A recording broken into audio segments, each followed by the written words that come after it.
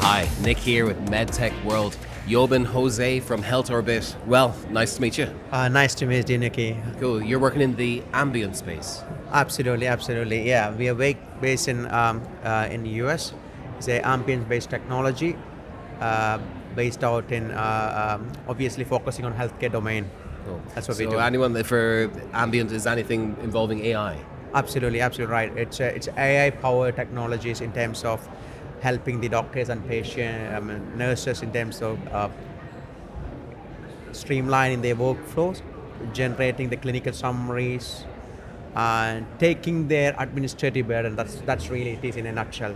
So it relieve them to actually to spend more time with patients. Patient-centered care, absolutely right.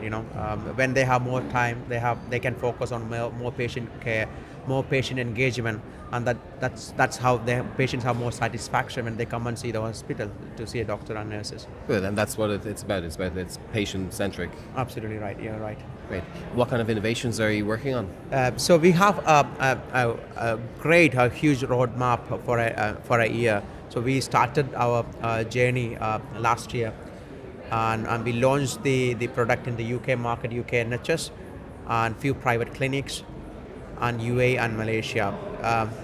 What we right now doing is helping the doctor to simplify the documents in terms of generating clinical summary after the consultation with the patient. Matter of 2 minutes, they're getting a summary. And in the UK scenario, once the doctor see a patient, it takes at least 90 minutes for them to generate a refer letter or clinical summary as it goes to the over the course of 2 weeks. As this needs goes to the medical secretary, then she types all the information, send back to the doctors to review. That's the 2 weeks process.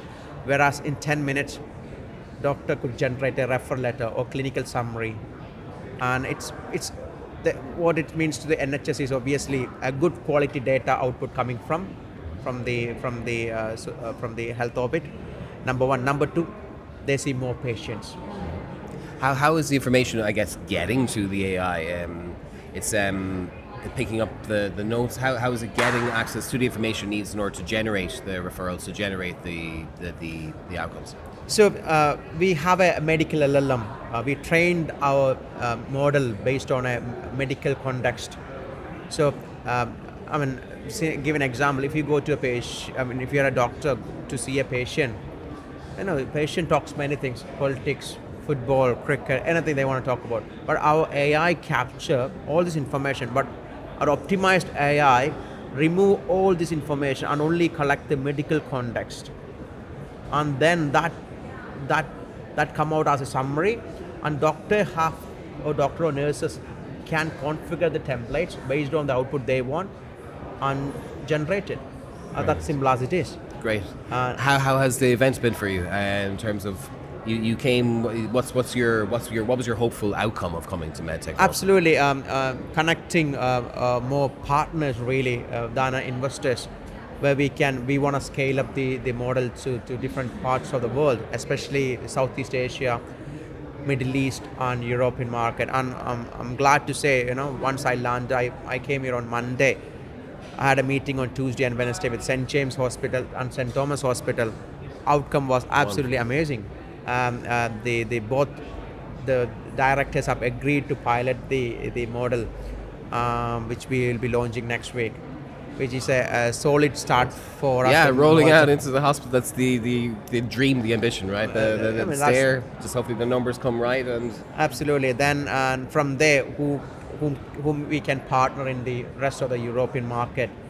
And I had a great chat with the Chief Information Officer of Malta, Yuka Sultana, and he was very impressed. He had few family doctors along with him, and the outcome was absolutely amazed. They were amazed by the outcome, which is AI generated, and that is just the start of the game. As the roadmap, looking at the roadmap, they got a co-pilot system where virtual triage patients comes to the triage. AI will speak and collect the information they want, go back to the doctor, which is again helping the patients as well. They don't need to queuing. And this this sort of link can send it to the patient before even they come to the hospital. What one of the doctor was giving example here, when a patient comes to the hospital here, they come with a back pain, but they are sharing the same room with the people with the cough and cold, again spreading the virus. Sure. So it's again inviting this, Might be patients. necessary to do the information we provided elsewhere, protect Absolutely. better health outcomes. Fantastic. Thanks for being with us today. No, Thanks for absolutely. coming to the Thank you, event. Nicky. Thank you so much. Nice to see you. Thanks, Bye. Nicholas signing off for MedTech World.